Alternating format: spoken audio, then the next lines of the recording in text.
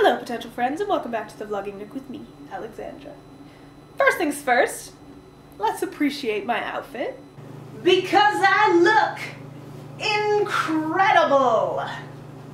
Bam! Bam! Wha-pow! Second, you may be aware that I have a book coming out next spring, my debut young adult novel, The Queen of Junk Island. And while finding out what the cover looks like is as simple as, well, Googling the title, I still wanted to do a fancy book cover reveal on here, and, you know, what better way to do that than by spending weeks painting it?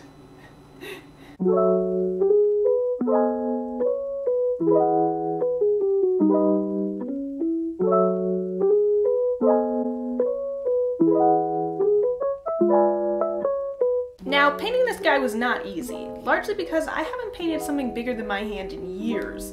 Usually the only painting I do these days is on very small square canvases.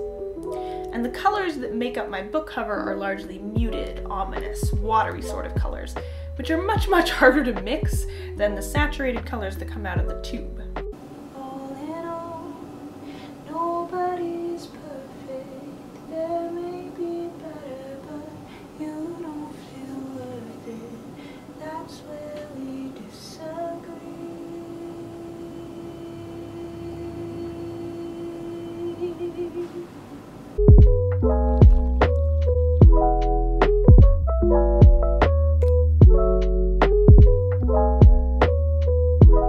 After I started painting, I also realized I had made the face, or the island, way too big, and that I'd screwed up the gradient in the sky, so I made the executive decision to paint just the image and leave the title off of the painting, and to fill in the sky with some, you know, swoops and loops to make up that space.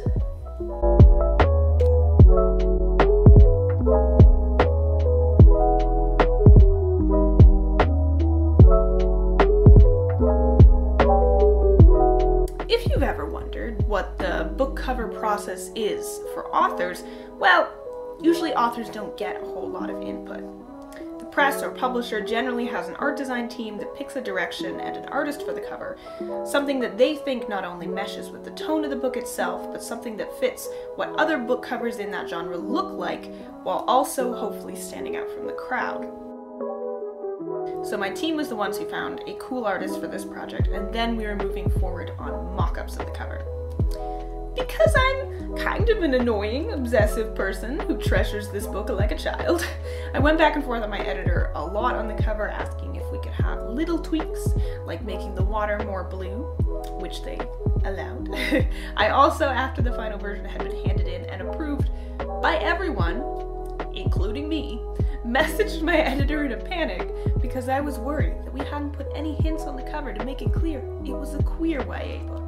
And so they added the bisexual colors in a subtle way to a certain part of the island, which was such a last-minute change that the pre-order pages online don't actually have that detail in their pictures.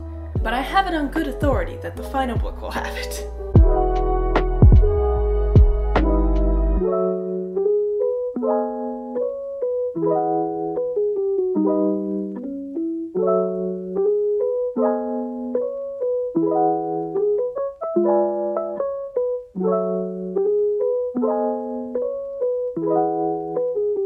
Getting to the final cover was a lot of weeks of back and forth and like tweaks and stuff, and I'm just really excited to see this cover displayed on bookshelves. And also to finish this painting, because this took me forever.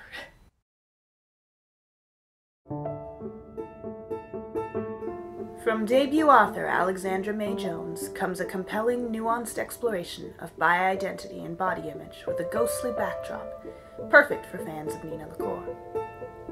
Still reeling from a recent trauma, 16-year-old Dell is relieved when her mom suggests a stay at the family cottage. But the much-needed escape quickly turns into a disaster. The lake and woods are awash in trash left by a previous tenant, and worse, Dell's mom has invited her boyfriend's daughter to stay with them. Confident, irreverent Ivy presses all of Dell's buttons, somehow making Dell's shame and self-consciousness feel even more acute. Yet Dell is drawn to Ivy in a way she doesn't fully understand. As Dell uncovers secrets in the wreckage of her family's past, secrets hinted at through troubling dreams and strange apparitions, Ivy leads her towards thrilling, if confusing, revelations about her sexuality and identity. Set during a humid summer in the mid-2000s, the Queen of Junk Island simmers with the intensity of a teenage girl navigating the suffocating expectations of everyone around her.